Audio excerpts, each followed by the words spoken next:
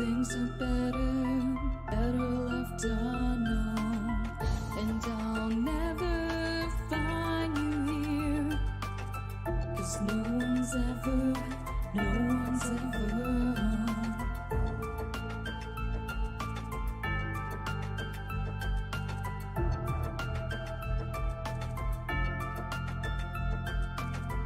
Oh, what a widow, a peaceful spider. When the glass is clean, she's a sneaky hider. Hide the lies and the alibis. Oh, what a sinner is it in her?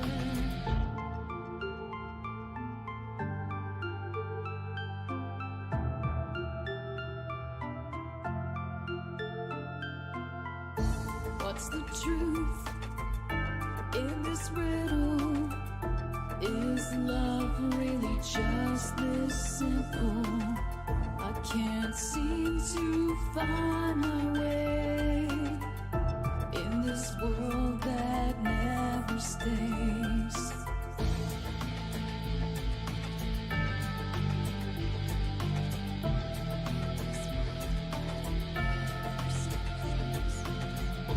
What a widow, a peaceful spider.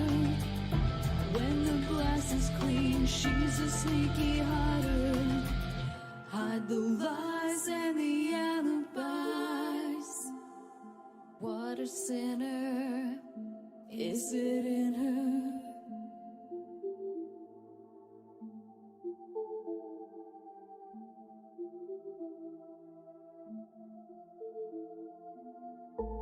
Is this real?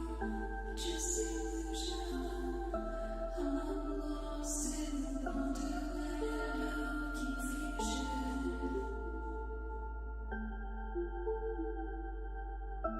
I'm lost in wonderland of confusion. Is this real or just illusion? Manifestation or a dark delusion? Is this real or just illusion? I'm lost in a wonderland of confusion.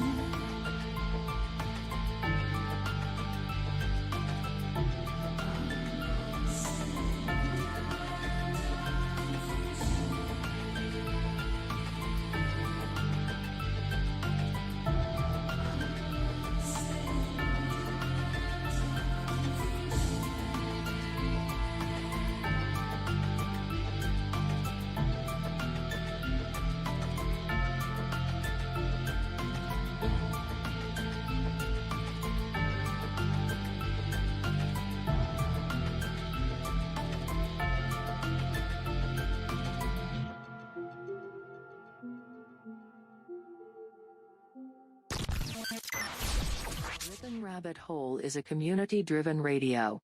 At times the community comments may reveal prejudices and other beliefs that we or our sponsors do not condone. Views or opinions expressed by the community, callers, or guests, are those of the individual speaking and do not represent the views or opinions of this site. Ripon Common Sense content is intended for mature audiences only. Enjoy. Multiverse broadcasting system initiated.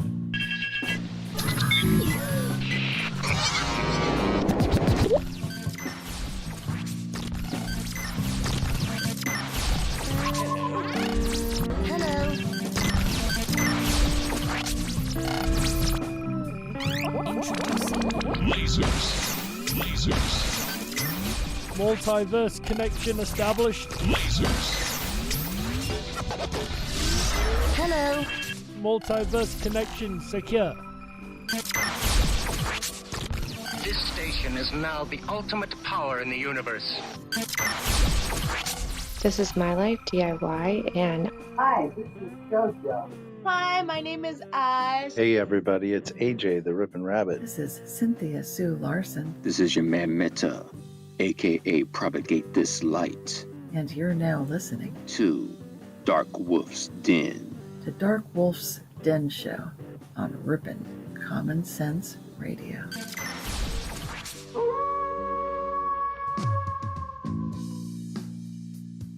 Are ghosts real? We had 1,000 hours of continuous communication with the spirit world. Does time travel actually exist? The laws of physics seem to be compatible with time machines. You know, sometimes I wonder about reincarnation. Don't you?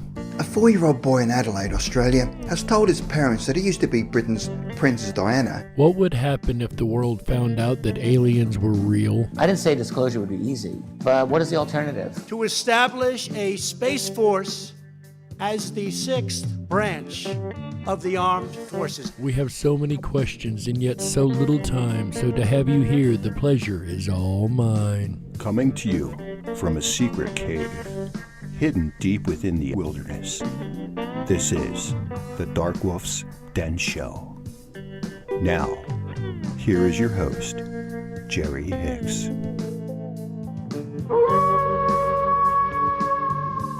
That's right, I am Jerry Hicks, also known as the Dark Wolf, and we are broadcasting live across the multiverse from a secret cave, hidden deep within the wilderness of Tennessee. That's right.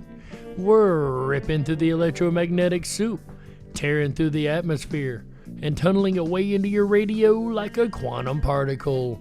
This is the Dark Wolf's Den Show for Thursday, September 19th, 2021. So whether you're on the edge of reality, the edge of the galaxy, or the edge of your seat, we're glad you chose us to be right there with you. Ladies and gentlemen, as you guys know, we are closing out this Wild Wolf weekend right this weekend. First time we've had this many shows in 1 week, I do believe. As you guys also know, we are discussing the Mandela Effect tonight with our good friend and fellow board member of the International Mandela Effect Conference, Miss Cynthia Sue Larson. She's waiting in the wings there to join the conversation here in just a couple minutes. But first, let's see what's going on over here in the chat room. See how many people have showed up to say hello. And it looks like Terry Taggart has managed to get the first in both chat rooms tonight. She says, I'm back, woohoo! And also in the other chat room says, I'm here, but I'm not here. So maybe she's trying to do that 2 places at once thing, here but not here. Anyway, Terry Taggart, congratulations being the first in the chat room tonight. Also, we got Marcy Chan in here, says, community, hey y'all. Hey, Marcy Chan, glad to have you here. Catherine M, glad to have you. Terry Taggart once again checking in. Danny Mull checking in, glad to have you, Danny Mull. Sandy B, can't you see? Radio Champion over there, glad to have you guys. Scroll on down here. Tommy Apples, hello, glad to see you, Mr. Tommy Apples. It's always a pleasure for sure. Who else do we have over here in our chat rooms? We got Alva Yarder checking in with a hello, Alva Yarder. Heleno with a thumbs up. Melissa Hecker, glad to see you here, Melissa. Quite a few people turning out tonight. I'm loving the numbers. Glad to see everybody. Go ahead and drop to the live chat here just to make sure I don't miss anyone. Glad to see all of you guys over there. Then over in the Dark Wolf's Den Show chat room, Michael Fontaine says, I'm going to have to take a rain check. I have to help my brother move, so I will get back later. Well, we are always here on the replay. Michael, glad to see you tonight. And Gaynor says, good evening, all. Good evening, and Gaynor. X-Gen, evening, fellow travelers, off to the nightly grind. Well, another one will be catching up on the replay. Always a pleasure, Mr. X-Gen. Preliminal, the Mandela Effect is not for commercial entertainment. That is absolutely correct. Luckily, I've not made a penny off of it, so that is definitely not where I stand. Gil R, glad to see everybody. Thursday? You meant Sunday, yes. Did I say Thursday? I probably did. I don't normally do Sunday shows. I was trying my best in my head to make sure I didn't say that. Knowing me, I probably did. Anyway, it is an absolute pleasure to see all of you guys here tonight. Make sure nobody has popped in under my nose. Mike Johnson says, hi all. Hi, Mike. And I appreciate having every last one of you guys here with us tonight. As you guys know, before we do pull in Miss Cynthia Sue Larson, we've got 2 more little fun segments to go. Today in History. And and I love it when I'm able to find something that relates to the topic. As you guys know, it hasn't happened in a while, but it has today. Check this out. On this day in 1934, Bruno Hauptmann arrested for kidnapping the Lindbergh baby. Of course, a lot of us Mandela-affected people don't remember the Lindbergh baby ever being found, let alone a person actually doing time for the crime. So that actually happened on this day in 1934, and that is today's segment of Today in History. And to carry on the Mandela effect just a little bit further in our opening topics, we've got one more fun little segment to do, as you guys know. Say what? Our quote of the day today comes from the Bible, one of the most well-known books ever. It is Isaiah 11:6, King James Version that we're reading. It says, and I quote, "The wolf shall also dwell with the lamb. The leopard shall lie down with the kid, and the calf and the young lion and the fatling together, and a little child shall lead them," end quote. As you guys also know, that's another quote that a lot of us remember in a completely different way. I personally remember the lion shall lie down with the lamb, but that is today's segment of Say What? And we're definitely going to have to ask Miss Cynthia Sue Larson about that. Speaking of Cynthia Sue Larson, let's go ahead and bring her into the conversation here. Go ahead and hit that unmute button. Miss Cynthia, how are you doing tonight? We are very honored to have you here with us.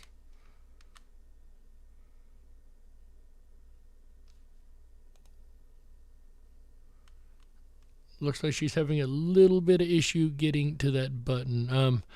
In the meantime, she is here. I promise, guys, she is actually here. Yeah, the Lindbergh baby. I don't remember them finding the Lindbergh baby. As a matter of fact, I remember it was a thing where people used to stand up and come forward all the time. I was the Lindbergh baby. I was the Lindbergh baby. Cynthia, are you there? Are you having a little bit of trouble there, Cynthia?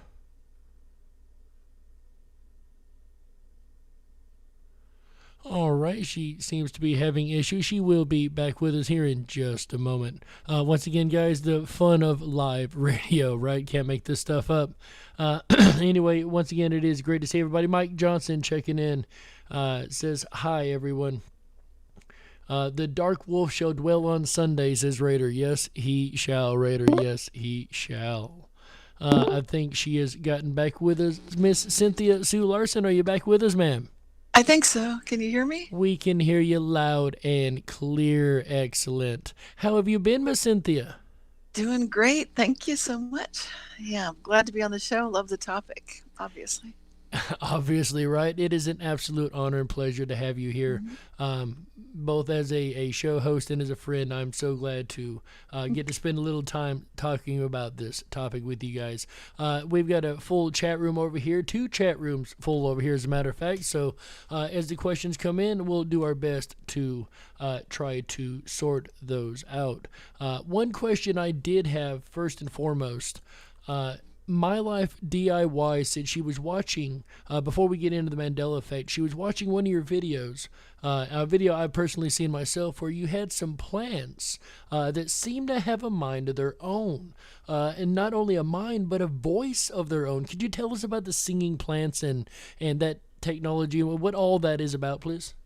Yes, that's the music of the plants, and I heard it first around the year 2000 at a consciousness conference that I attended, and there was a prototype present, and Stephen Halpern, the musician, was willing to let these researchers hook just a potted plant from the hotel up to his keyboard and his MIDI, and then with equipment very similar to what we might use if we were doing some kind of a lie detector test, galvanic skin resonance detection technology was utilized to basically create a feedback loop, so that the energy and the thoughts, if you will, or the intention of the plant would translate into music, just like any kind of biofeedback device that a human might use.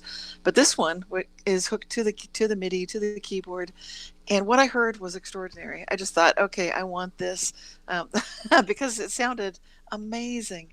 the plants were able to basically just share what I think it's their thoughts, their feelings, and it was really relaxing and uplifting and amazing.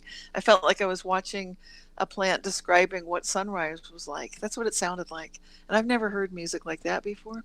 And so finally, this last year, when I saw that long-awaited prototype has turned into something that is the size of a cell phone and is affordable for a few $100s. I've been waiting 20 years for it. So to me, it's like, yeah, that's about a good price point. And it's no longer something that's tons of wires hooked up to this large device. I've seen the in-between ones along the way with people that had those as well. But this is amazing. It's so beautiful, and I've got it right here in the room, and I've got a plant too. So maybe after the break, we could do that. Oh, that would be absolutely fascinating to me. I love stuff like that. So the plants are literally talking through this device. Have they narrowed it down to anything that we would recognize as wording or any like understandable patterns like feed me or more sunlight or anything like that yet?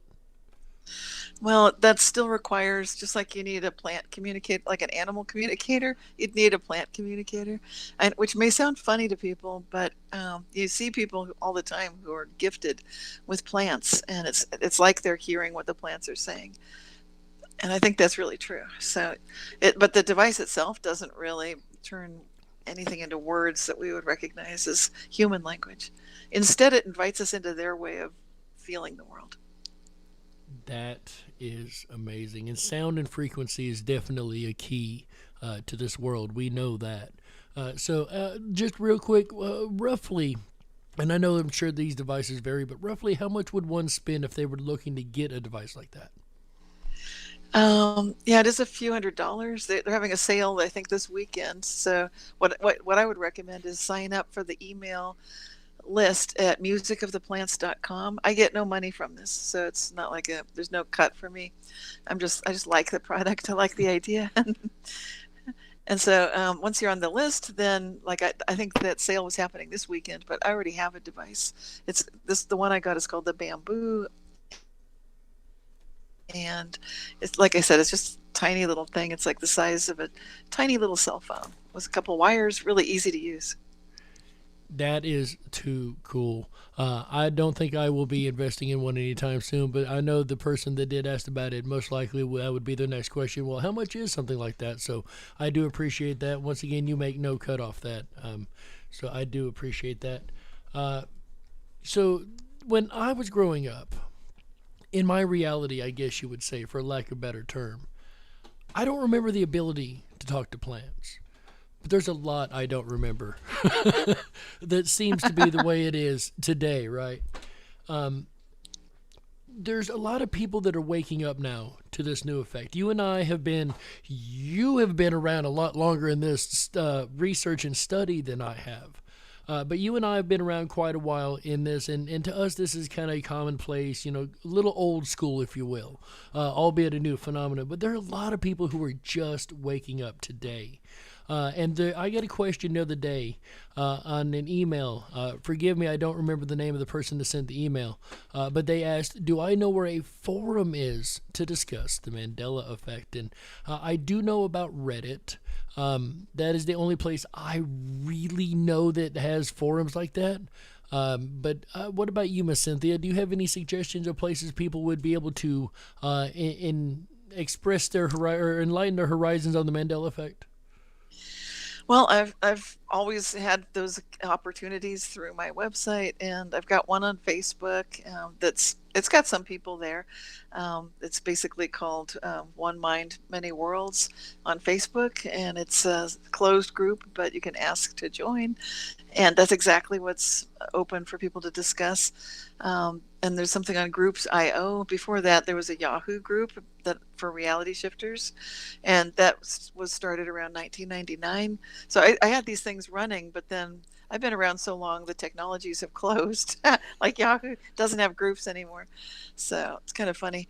But I think now we've got the community through open tables for the International Mandela Effect Conference, which is a perfect opportunity for people, if they're willing to go on YouTube and join in the comments during that conversation, they can really get involved that way, which is fun. And just to catch people up who may or may not know, and I mentioned it in the opening monologue, I am a member of and considered the father of the International Mandela Effect Conference. We are both board members of that particular conference. Ms. Cynthia is the president of the IMAC. So if you hear us referencing IMAC or the IMAC conference, that's exactly what we're talking about. And we do have open tables. Live radio, great. Have open tables. Which is our show we do once a month discussing different aspects of the Mandela Effect. Real quick, speaking of Mandela Effects, Preliminal, I believe I actually got the name right that time. I've been practicing, he should be proud. Says there's a quote that was by Eleanor Roosevelt that he can't find. See, do you remember this quote, Cynthia? And I quote, "I wouldn't find it any stranger to find myself in another reality, any stranger than how I felt to find myself in this reality." End quote. Does that sound like something you've heard before and attributed to, say, Eleanor Roosevelt? That's new to me. I've not heard that one before. That's really cool. Gotcha. I love it. Well, it appears to be missing now from this reality. Wow, that is crazy. So as cool a quote as it might is, come back. That's really interesting. Right? Definitely mark that point right there in case it does find its way back into our reality, right? Yes. And, one thing I am going to, I was talking to Cynthia about earlier backstage in the green room, is that I would like to discuss and bring up at our next board meeting possibility of adding a forum to the imec.world site. That is imec.world. That's the Mandela Effect Conference website. What do you think, Cynthia? I think we should bring that up and suggest that our webmaster put it on there? Yeah, it's a great idea, and it's just a matter of how do we run it? What are the logistics? Like anything else, you need to always have that in mind. So this is we're just talking about it here. We haven't decided on anything. I've got to bring it up. Yeah, it's just an idea. I'm saying, asking what you think about that idea. I think it's a good one. I know so many people right now that I keep hearing from are very interested in just the times that we're living in. And rather than being fearful, they would love to get together with others who are like-minded and aware that reality can shift, that the Mandela effect is real. In other words, if history can change, then maybe we could get together and really be a combined force for good, for planetary change. And that's where I usually bring up International Mandela Effect Conference, tell them about imec.world and about the monthly YouTube live stream broadcasts that we're doing, usually like the last Wednesday of a month or, second to last or the last Wednesday. Right around there. So it's a great opportunity for people to take a look at what's happened in the last month, and every month we're seeing animals that are showing, these are our sponsors, of course, that are coming in and really looking fantastic. They're gold or they're rainbow colored. And I was going to say, are there any themes that have been picking up in these sponsors that we've been having on the show? Have you noticed any particular themes about the Mandela effect in general? Well, just with the animals, you mean, or just beyond that? The animals are amazing because we keep seeing white ones, gold ones, and rainbow. Those are the ones that just keep showing up.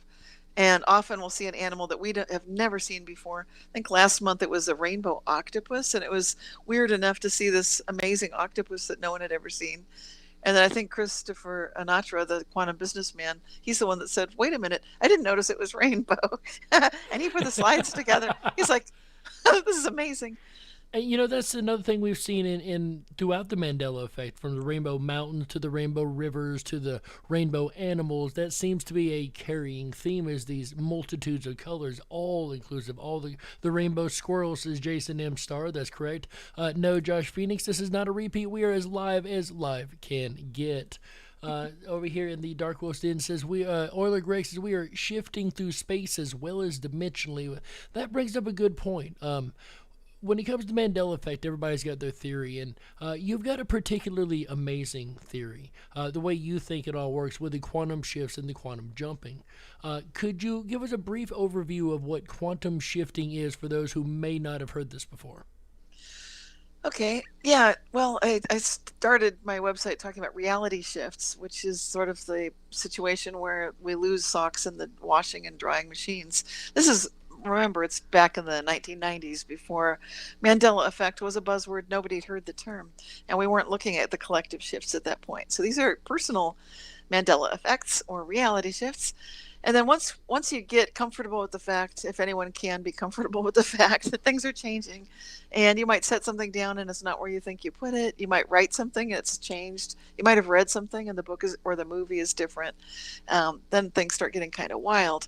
But within that realm, you can start recognizing that you are an energy being, and that when you have alignment with all levels of yourself, that means your head, your heart, your gut, you're in complete agreement with yourself as to what you need is what you love, is what you're visualizing, then it's completely possible to make a quantum jump and to end up not dead when, by all rights, whatever the circumstance was that was happening would have been normally expected to kill, maim, or disable you, for example, or unless more mundane examples, it might not be that life or death, but you just need something, and that becomes what's now the reality. That happens to me a lot. Just mundane, everyday reality shifts, but they're kind of quantum jumps because it's an example of me acting as if I have the money that I need, for example, and then suddenly it's there. It's been in the account all along. There never was the lack of funds that I thought there was. So that's something that has happened many times for me, and it's quite useful. But remember, it's not greed based. This can't be for me. It can't be something that's beyond what I need. It has to be what I need, and it has to relate to being in service. Usually, really feeling like my heart is in it. So it's not about an ego based situation. And that is probably one of the most important things. This is not about ego. There's no I'm going to do this, I will do this, it has to happen. There's no egocentric twist to it. It's all I know exactly what you're saying. I'm trying to find a way to word this. It really is harder than it seems, isn't it? I see what you've been dealing with for so long. But seriously, it's. I love how you say you have to be in agreement with yourself, so you can't have any doubt. It goes back to the Bible, to that one line by Jesus: if you have faith even the size of a mustard seed, you could move mountains. So this sounds to me like a modernized way of saying the same thing. If you believe it that wholeheartedly, the universe has to basically wrap around that will. Is that more so what I'm hearing? Roughly. And then the caveat would be there are levels of our high self that understand that we might lose someone we love. They might actually die, and that does happen. It just recently happened to us. We lost someone in our community, Eileen Colts, and that's devastating. So, and I know a lot of people want to bring people back. I would love it if people that I adore came back to life. To me, that's fine because it happens with celebrities. It'd be great if it happened with someone I know. I'd be happy. But having said that, that can also freak people out too. So this topic is really an amazing one. The Mandela effect being named after Nelson Mandela, who people noticed was alive when they thought he had passed away. And I mentioned a similar case with Larry Hagman in my book, Reality Shifts, which would have been perhaps the first Hagman effect, but we don't call it the Hagman effect. And I'm kind of glad. Right. I think the Hagman effect. That just sounds scary, right? No offense to Larry Hagman. He's wonderful. Right. Just a one-hour effect named after him. Thanks. Appreciate the offer. But what? So now you've had all these different experiences throughout your life. Anybody who's read your books, who's followed your work for any amount of time, has heard you tell many stories about your many amazing experiences you've had. What sparked you to start Reality Shifters and actually reaching out to the public and seeing if you were the only one who was seeing these anomalous effects in reality at the time? Well, a whole series of events occurred that sort of all pushed in that same direction. You know how that happens. I think you've talked about your theory. You have your own amazing theories about this. So that was happening to me, and it became increasingly abundantly clear that the things I was witnessing needed to be talked about, no matter how awkward that might be, no matter what kind of a dark horse that made me and my family. It's not exactly the kind of thing people love as a topic goes. Even, to begin with, in the 1990s, I would mention to people what I was doing, and my neighbors would literally take steps away from me backwards, kind of like, "Oh, nice." Oh, really? Yeah. No, we're good. No, yeah, really. You know what? I gotta go. Was not a popular topic, not with mainstream people, not my family, not my neighbors, and so I knew this is kind of fringe in that sense. But I also knew it was important. It's phenomenally important, and that was, if you want to call it a spiritual feeling, that I would call it that. It was really a calling that I needed to do this. That the time for it is now. I couldn't wait any longer, and I needed to go for it. I needed to make it public, as embarrassing as that was. It's like, okay, this needs to be spoken about, needs to be talked about. And at the beginning, people were so grateful to be able to share their experiences, their firsthand experiences. And the most common thing people would say is, "Thank goodness that you believe me, because otherwise I would think I'm losing my mind." That what I just witnessed, streets, houses, buildings being completely different. Just driving down a road one time and it's one way, going back and it's completely different. It's not the kind of thing that their friends would understand, but to me it was like, yeah, I've had that happen. I know what you're talking about, and let's publish it. Let's get that out there. So I'm glad you brought that up too. Before we go into break here in a couple minutes, I do need to ask, if for people once again who want to get out, and I know when I first really got passionate about this, and when I'm passionate about anything, I want to run and scream it from the top of the highest building that I can find. And most of the time we earn our tinfoil hats by doing just that. Like you said, they back off really slowly and then run once they're a good distance, So would you have any suggestions to people who really want to get the word out, really passionate about it, but know the opposition they're going to run into as soon as they say something? Well, my book Quantum Jumps was written with that more in mind, so that it could be shared with someone who is just your everyday average person, your neighbor, your doctor, your family. So it's not set up to offend. My book Reality Shifts, I realized after the fact, okay, that is really an out there book.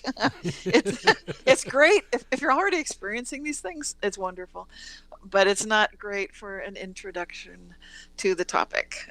Whereas Quantum Jumps it's set up to draw people in gradually and talk about things like the placebo effect and those kind of topics everybody has heard about. They know that they work, and it makes it interesting. So that would be great. As far as how to introduce this to another person, it really depends on the person, and it depends on your audience. Who are they? Are they left-brained scientists, or are they right-brained artists? And when you know your audience, then you can decide how you'll be bringing up the subject. That's a very good point. Know your audience. I've made the mistake a little while back. We had a guest come on to the Ripon Rabbit Hole over on AJ's show, and he came backstage, and while all of us are sitting backstage, the normal group that normally goes back there, we're sitting there talking. I brought up the Mandela effect, and my goodness, bless his heart, I overloaded the man with so much information.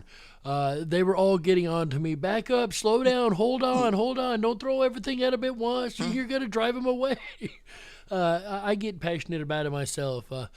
I would suggest personally, give them maybe reading material or give them just their own time to look into it, or just kind of drop little hints along the way. Would you say that's a good strategy? That is a great strategy, and there are some short videos that are on YouTube that describe what it is, so maybe that would be interesting to them. Often when a person sees some of the possible Mandela effects, I think you had it in the intro, it was really quiet, I couldn't quite hear it, but did I hear Isaiah, the lion and the lamb? Yes, ma'am. Is that a Mandela effect for you, ma'am? What do you remember that wording being?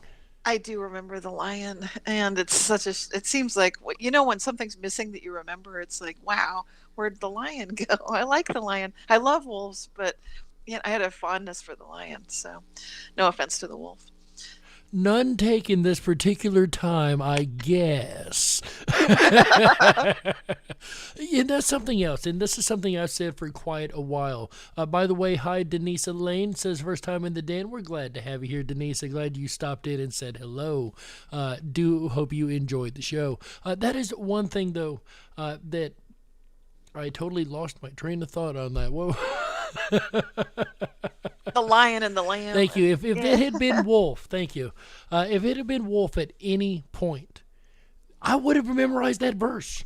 Sorry, yes. The dark wolf kind of has a little bit of an obsession with wolves. And I would have been the first one to say, no, guys, you're getting it wrong. No, that was never, no. I remember the lion and the lamb. I don't ever see Wolf and Lamb Ministries, Wolf and Lamb whatever, until the last couple of years, of course. Since this change, we're seeing more and more acclamation to the new way, which, of course, is more residue evidence for me. But if that would have been wolf, I, of all people, would have known that, right? I agree. That was one of my first posters in my bedroom when I was growing up, was a wolf. So I was really into wolves as well. I would have noticed it too. And I think you're more into the wolves than I am, but still, I would have definitely picked up on the wolf. Absolutely. It's just such a strange, fascinating phenomenon. But Cynthia, we have to go ahead and take a network break right here. So can you just stick around and hang out with us for another half of the show? Yes, absolutely. I would absolutely love it. Ladies and gentlemen, Cynthia Sue Larson, we shall be back here in just a moment with the second half of the Dark Wolf's Den radio show. Don't you touch that dial. That's right. Stoke the fires and run off the men in black. Don't get touch that dial. We'll be right back.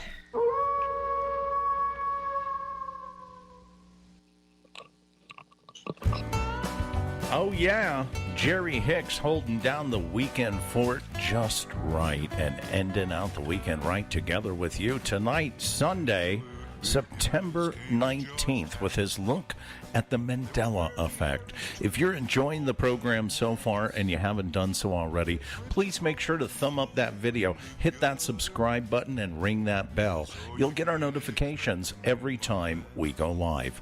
We're here every Wednesday, Thursday, Friday, Saturday, and Sunday nights, bringing you the very best of common sense radio, the Ripon Rabbit Hole. I'll return again next weekend, Friday night, after Jerry howls in another episode of the Dark Wolf's Den radio show, both Wednesday and Thursday nights. Again, I take my top hats off to him for filling in this weekend while I am up north. And I will request 100s in the chat room at this point for your host, Jerry Hicks. Thank you so much, Jerry. If you haven't done so already, please hop on over to our website, riponrabbithole.com. That's RIPONRABBITHOLE.com. There you can sign up for your exclusive Backstage VIP pass. And it's going to give you access down the rabbit hole to where the conversation continues in our privatized social media network.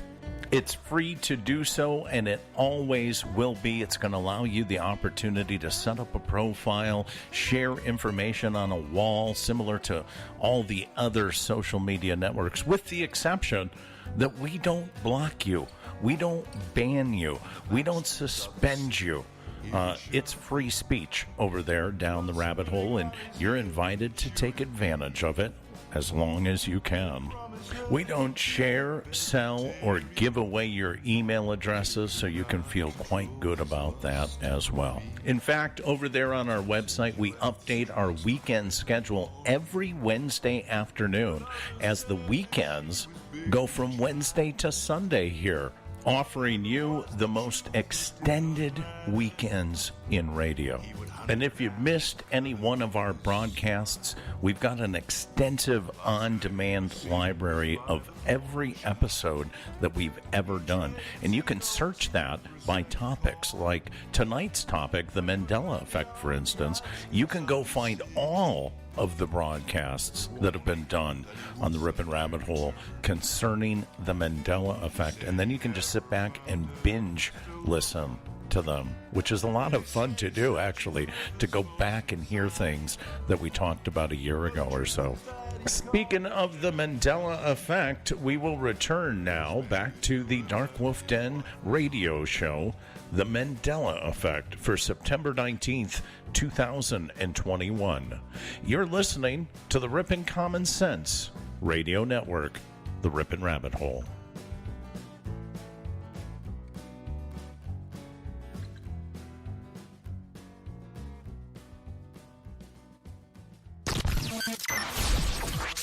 Reestablishing multiverse connection.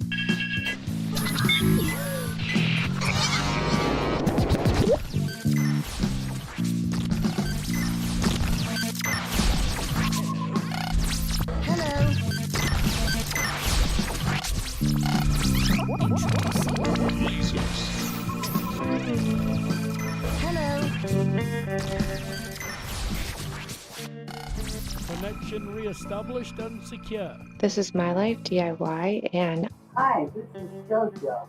Hi, my name is Oz. Hey everybody, it's AJ the Ripon Rabbit. This is Cynthia Sue Larson. This is your man Meta, aka Propagate This Light, And you're now listening to Dark Wolf's Den. to Dark Wolf's Den Show on Ripon Common Sense Radio. If you were meant to be controlled, you would have come with a remote, but you didn't. And that's why you listen to the Dark Wolf's Den Show. Now, here is your host, Jerry Hicks.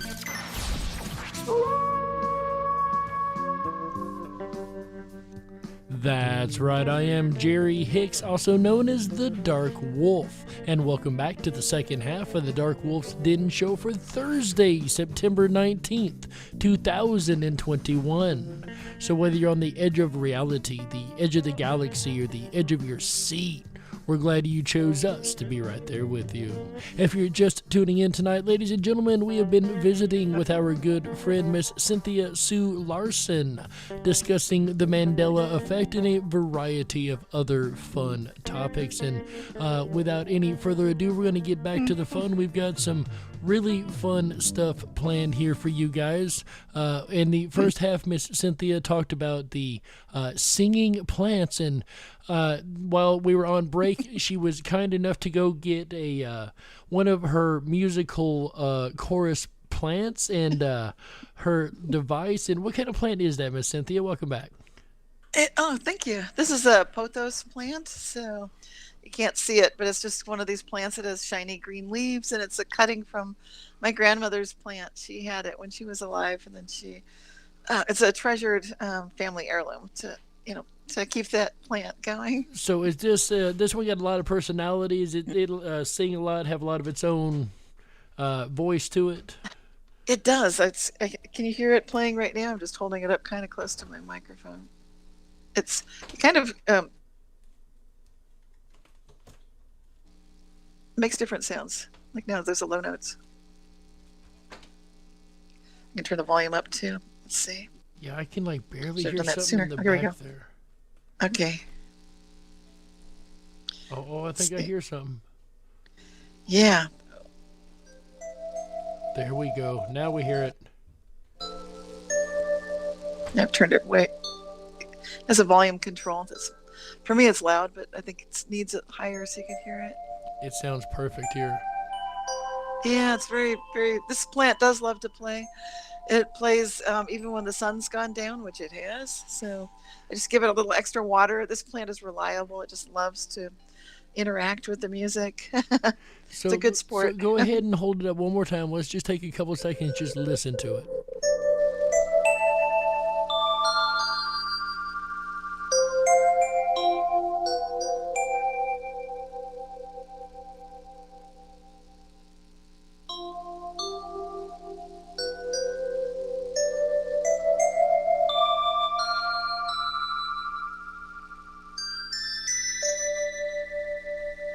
And I'm sure he could play all night. That is absolutely gorgeous sounding. Someone said heavenly, said Denise Elaine. I agree. Absolutely heavenly. And again, I'm looking at Cynthia the whole time. She's not touching the plant. She's not moving it. She's not shaking it around for those who may think it's some kind of like vibrational thing.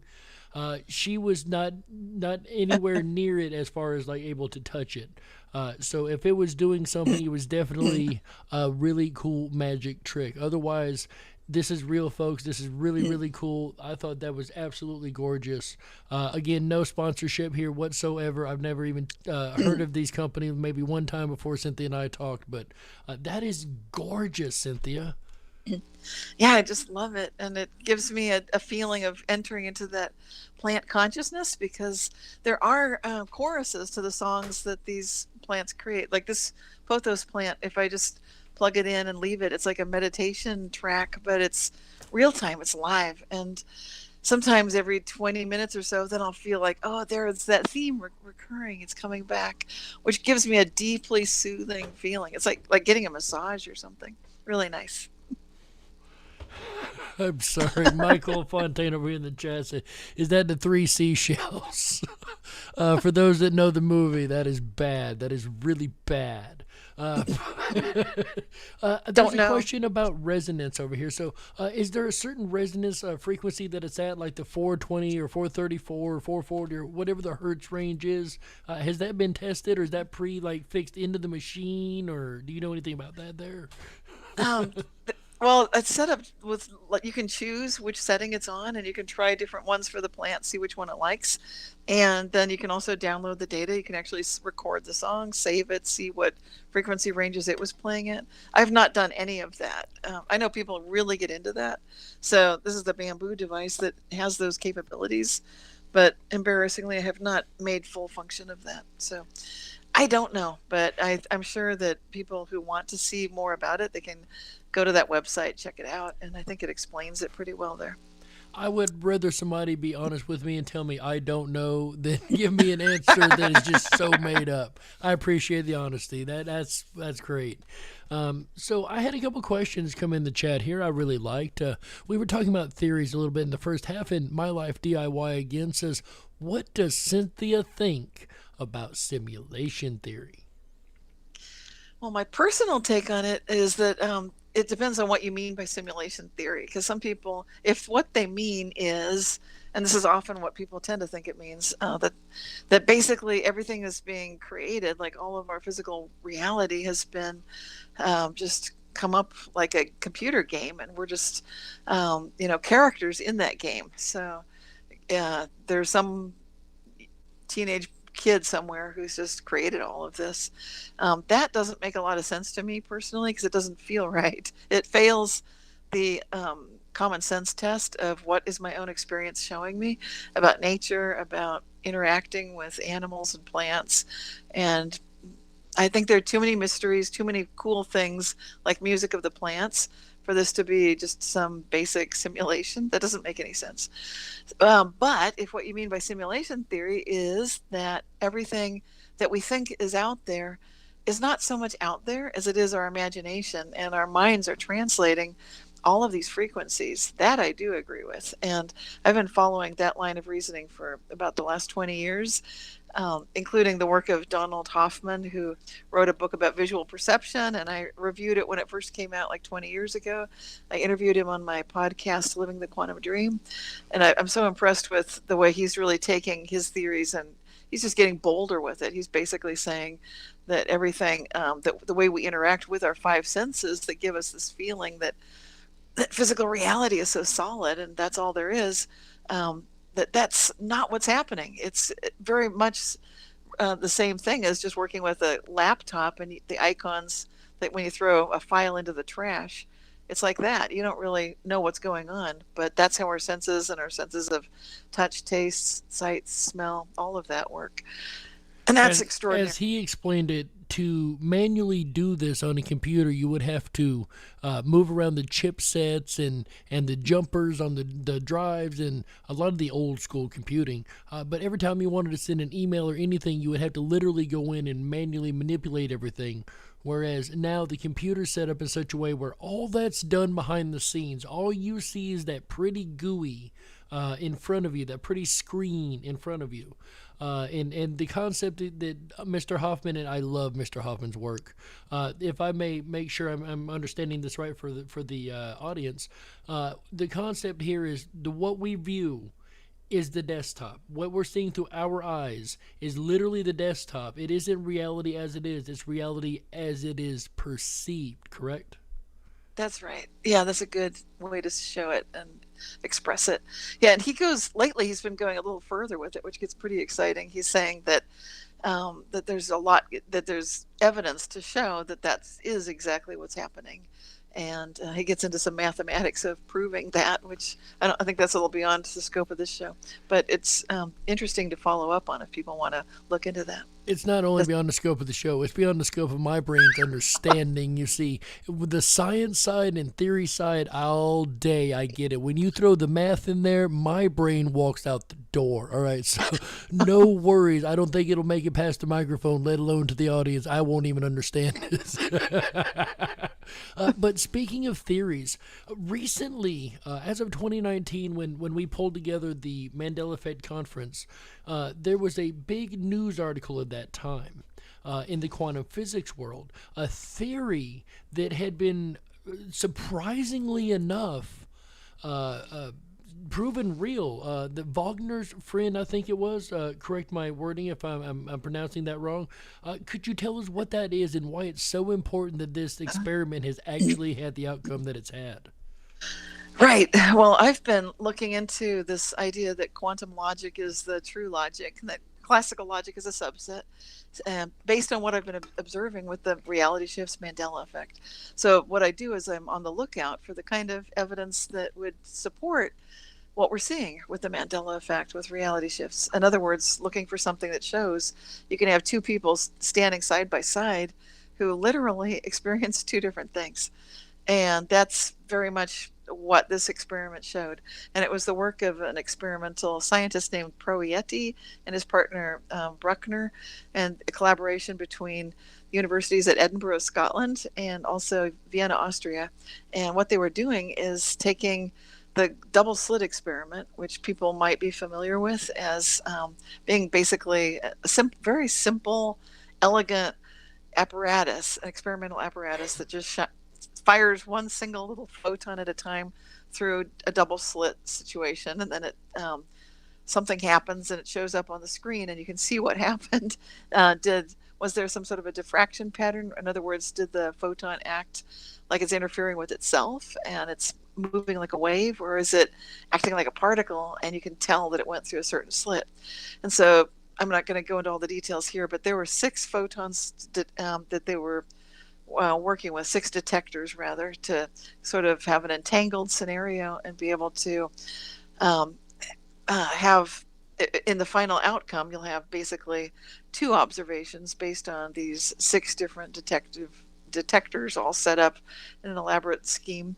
But what happens, long story short, you've basically got 2 observers at the same time, same place, literally witnessing 2 different things, and they're equally believable. So it's not like one. In classic logic, you would assume that if we're both looking at the screen, we're both seeing the same thing on the screen, but this actually showed that may not be the case. Is that correct? That's correct. And that's where I wrote a paper for Foundations of Mind presentation a number of years ago. And I was basically showing that if you know those Venn diagrams where we've got the universal set, and I was showing quantum logic, quantum physics is the universal set. What's the subset, the short bus, the small bus, the limited capability? That's classical physics. That's classical logic. It's a very small subset. Yet we have come to think that this material realism is all there is, and that our five senses is all there are. But if you look at things from a quantum paradigm viewpoint, from a quantum logic viewpoint, you'll see things quite differently, and along the lines of what we're now finally starting to see in some of the research that's being conducted. If I may go on a diatribe for just a moment, what we're seeing a lot of times in our world right now is scientism. And when I started this show, I made it a point that I will fight and I will rail against scientism every chance that I get. And I mean that. Scientism is a narrative, a belief system that looks for evidence to fit it. Science is evidence that makes the narrative, that says what it says. Instead of following the evidence, they follow the narrative. And that is what we're seeing more so than not in our world right now. If there's any evidence that doesn't fit the narrative that they want to push forward, this used to only be a problem with archaeologists. It has sadly and suddenly gotten a lot worse. But if it doesn't fit their narrative, it's a lie, it's wrong, it's not accepted. That's why they want to control information right now, and the information police and what they call misinformation. What they call misinformation is any science that doesn't agree with their scientism. And this, again, I apologize for the diatribe. This is something I've been really wanting to get out in a way that I could really express this. And scientism is definitely a platform that I have fought against every single show I have done. And this is why. This is the importance of it, because scientism covers truth. It doesn't, let me rephrase that, it covers up the truth. It doesn't cover real truth. It has enough truth that it believes what it wants to believe, and everything else had better fit into its box. And that is one problem with the Mandela effect. It doesn't fit into anybody's box. In all the paranormal I've ever researched, it is its own monster for real. Thank you for giving me those couple minutes there. I do apologize. But Wagner's friend, this is a fascinating idea. So could this be the same reason that you have couples that fight, and he says, well, I know you said this, and you said this word for word, and she said, no, I didn't. I never said that at all. Could it be down to that scale that these effects happen? Absolutely. And if people want to see the papers I'm talking about, all the papers that I've written, I make them available on my website. So you can go to, you can actually, I think you go to CynthiaLarson.com, and it just goes to a page on my website that has all the articles, including one that I did about, I co-authored one with an anthropologist, Anne Menet, and we wrote an article and gave a presentation at a conference about exactly that. And we did a sketch showing that we could be talking, just experiencing completely different things, and we were advocating or recommending a way to navigate these kinds of situations where you're talking to someone that you love, hopefully, or at least you respect them, hopefully. Hopefully. but they're saying something like they swear that you just said something you know you didn't. And rather than getting into this whole thing of I did not say that, and yes you did, if you both are aware of the Mandela effect, of reality shifts, then it becomes possible to move into this quantum logic space where it's like improvisation. It's yes and. It's recognizing, okay, you think I said that, and I think I said this. So let's rise above that, which looks like looks like we've got an argument, but let's assume this is not an argument, and let's find somewhere good to go with this, whatever that might be. But it really takes a skill set to go above, our fixation on objective reality and objective truth. And that goes right out the window when you've left this little short bus, this short compressed area of classical logic behind, which is what the Mandela effect does. It challenges us to take a look at the fact that we can actually remember a history that doesn't even exist anymore. A fascinating one at that. And it makes you wonder, this is something else. People call us crazy all the time. How can you remember if it was different? You're just misremembering, albeit that we all misremember the exact same way. But if it is jumping realities, if it is shifting, whatever it is there perhaps, or has it been suggested by anyone you've heard, that there could be a part of the brain that would, for whatever reason, hold on to the other memory? Or is it even brain-based at all? Is consciousness even outside of that? Does it go to that level and just you know what I'm saying? I don't want to keep digging my hole here. I better put the shovel down. Cynthia, it's all you. Right. Well, from what I've seen about the neuroscience, there's no place that memories are stored. I know people, the researchers would look to see, can we find where the memories are being located? They don't seem to be physically located so much in the brain. There are areas that are better at visual information, and some are better at problem solving and that kind of thing. Like the hippocampus is really good at solving problems and looking at just outside the box thinking, just solving something that you've never even seen before. But having exhausted those potential places to look for where are the memories stored, they don't really show up like that. It's not like it's found in a certain neuron or a neuronal part of the network. So that means, and I think that there's a lot of evidence to suggest already that our consciousness is outside of ourselves, is not in our physical body. I get into that in my book Aura Advantage, which is all about the energy fields that are around us and the fact that it's possible sometimes to be fully conscious even when you don't have the cognitive capabilities for some reason. And there's so many case studies where that's happened, which is just mind-blowing that someone can be that sentient even when they've had some sort of a steel rod go right through their brain, that kind of thing.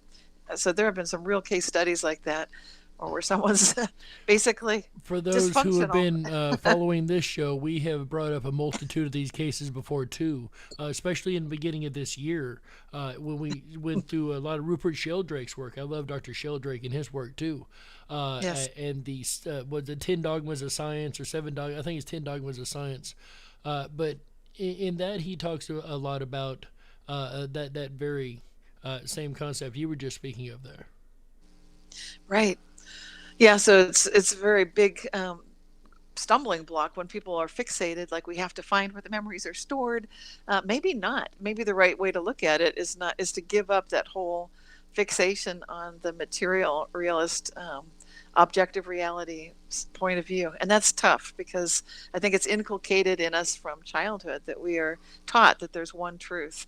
That if you go to a court of law, there's just one thing that's going to happen.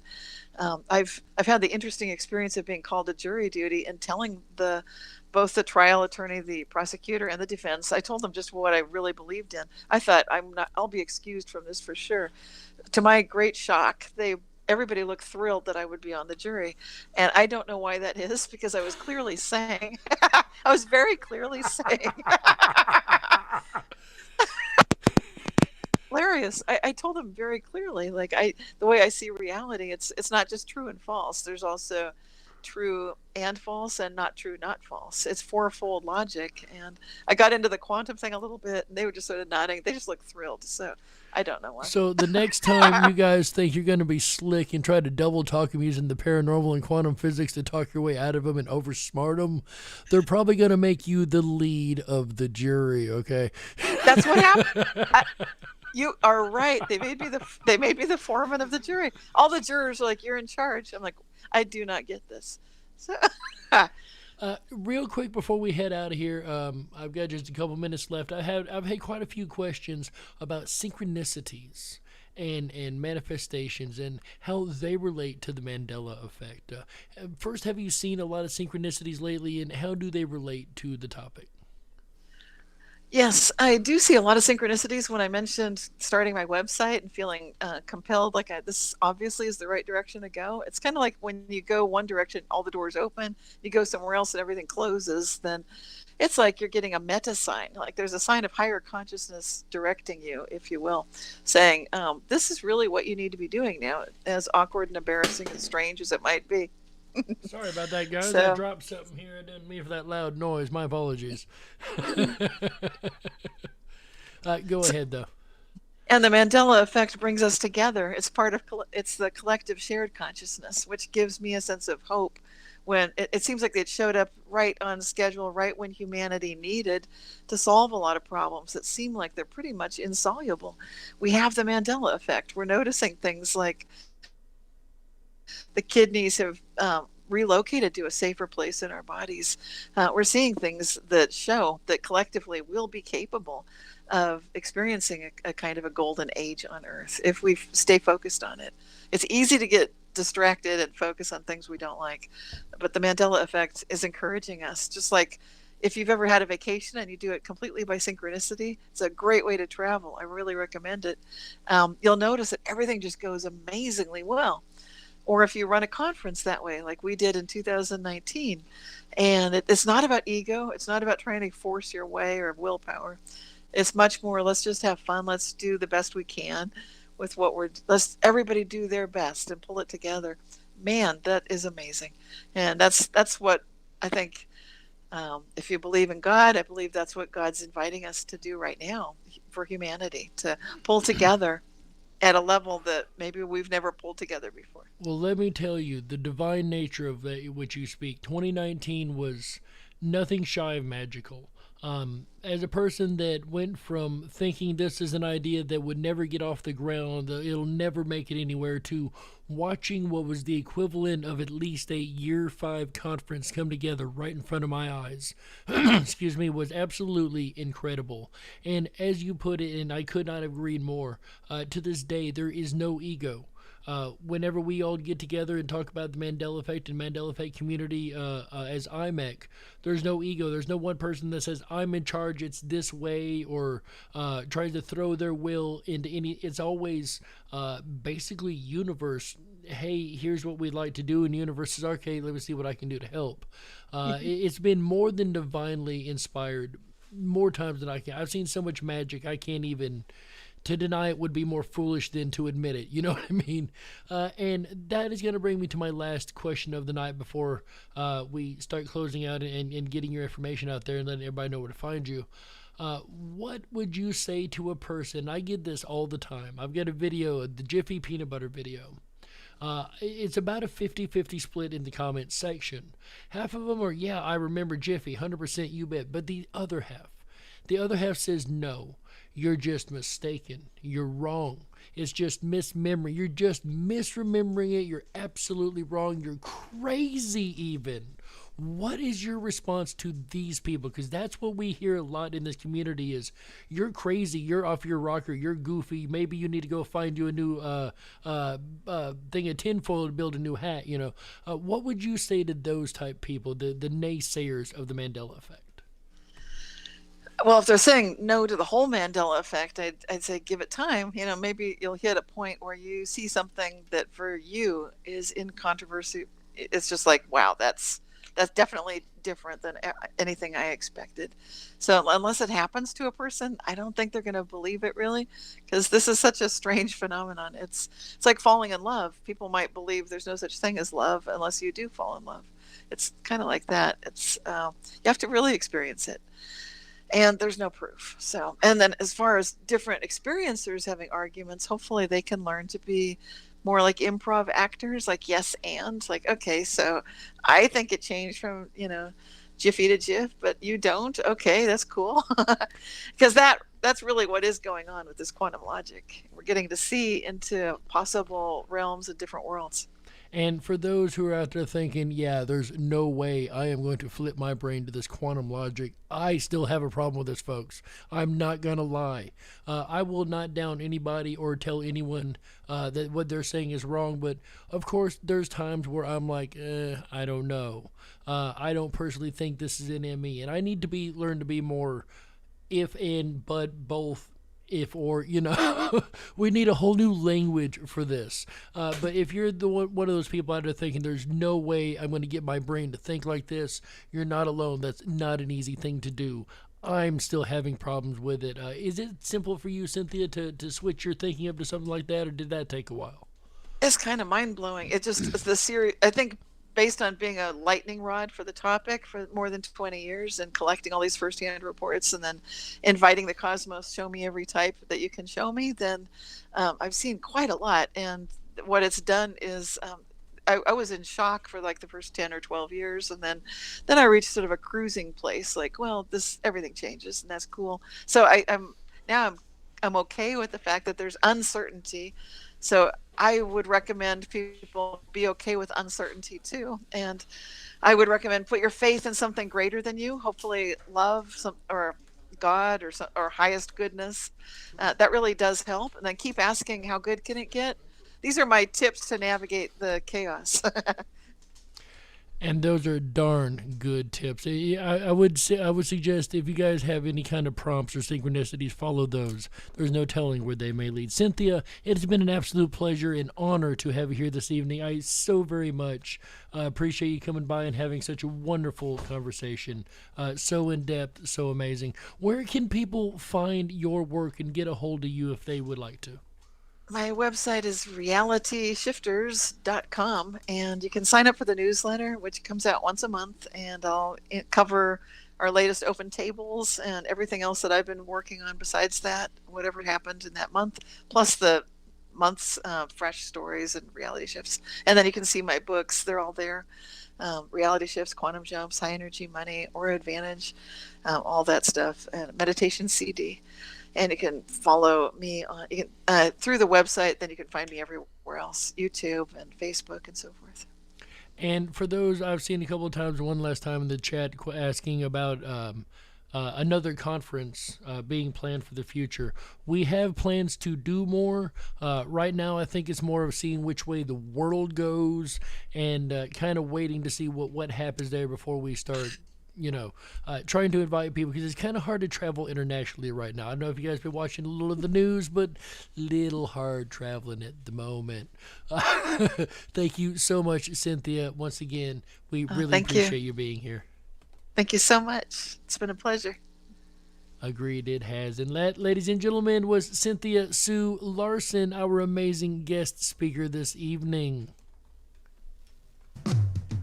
We got to close it out. That's right, that's it for this episode of the Dark Wolf's Den Radio Show for Sunday, September 19th, 2021. So whether you're on the edge of reality, the edge of the galaxy, or the edge of your seat, we're glad you chose us to be right there with you. Ladies and gentlemen, the Den may be closing, and we have rounded out the weekend right with you, but don't you worry, we only take 2 days off. And we'll be back on Wednesday and Thursday once again with 2 brand new episodes of the Dark Wolf's Den Radio Show to kick the weekend off right once again. It has been an absolute honor and pleasure to be able to host so many shows on this special Wild Wolf weekend. We very, very much appreciate all of you guys being here. And if you do get the wonderings and want to hear some Ripon Rabbit Hole or some Dark Wolf's Den show, make sure you go on over to the riponrabbithole.com. That is RIPON RABBITHOLE.com. That's right. Over there you're going to find a plethora of fun things, mainly the on-demand section under the live area. Under there you're going to find all of our old episodes. I went back listening the other day to a couple of them, and it's really, really strange to listen to some of those old episodes. Something that I know I enjoyed, maybe you guys will too. Also, while you're over there, do make sure you sign up for the Backstage Pass. It is absolutely free, and it is your ticket to all of the fun on the riponrabbithole.com. Like the groups section over there in the Convention Estates groups that I've got there, as well as the Mandela Effect. You know we have a group over there. We've got to have our Mandela Effect group over there. I believe we've even got the International Mandela Effect Conference group over there too, if I'm not mistaken. That's right. And ladies and gentlemen, that is going to do it for us tonight here at the Dark Wolf's Den Show. So on behalf of AJ the Ripon Rabbit, Chick Mandela Effect, Michael Musco, Walt House, everyone involved in Ripon Common Sense Radio Network, my name's Jerry Hicks, also known as the Dark Wolf, and you've been listening to the Dark Wolf's Den Radio Show exclusively on Ripon Common Sense Radio Network, the Ripon Rabbit Hole. Until next time, ladies and gentlemen, remember, always stay awake, but dare to dream. That's right. Good night, everybody. Yeah. That's right.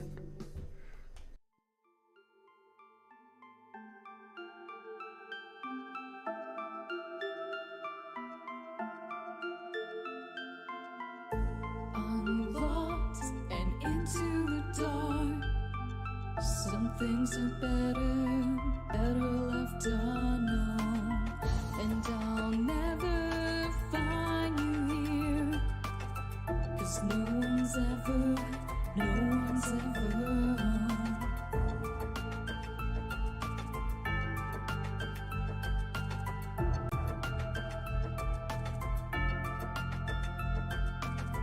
Oh, what a widow, a peaceful spider. When the glass is clean, she's a sneaky hider. Yeah, chick does better than me. I'll let her do it. Lies and the alibis. Oh, what a sinner. Is it in her?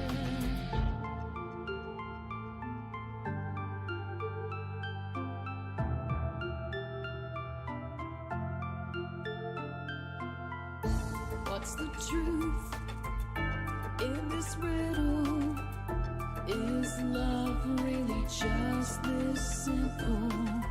I can't seem to find my way in this world that never stays.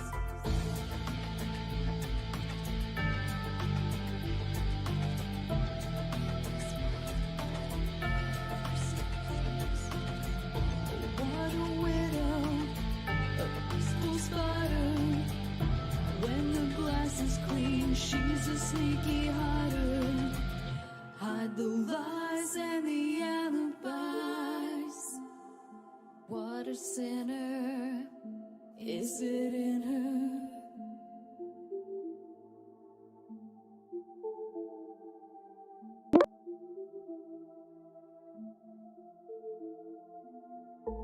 Is this real? Just illusion? I'm lost in the wonderland of confusion.